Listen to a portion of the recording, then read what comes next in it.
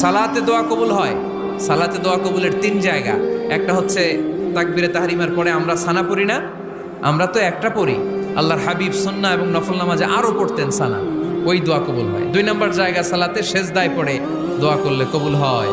আকরাবু মা ইয়াকুনুল আবদু মির রাব্বিহি ওয়া হুয়া সাজিদ ফাকসিরু ফীহি দুআ। বান্দা যখন সেজদায় লুটিয়ে পড়ে, বান্দা আল্লাহর সবচেয়ে কাছে চলে যায়।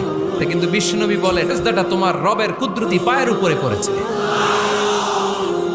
সেজদায় পড়ে দোয়া করেন। সালাম ফিরানোর আগে বিশ্বনবী দোয়া করতেন, লা ইউসাল্লিমান্না আহাদুকুম হাত্তা ইয়াতাআওয়াযা মিন আরবা'a।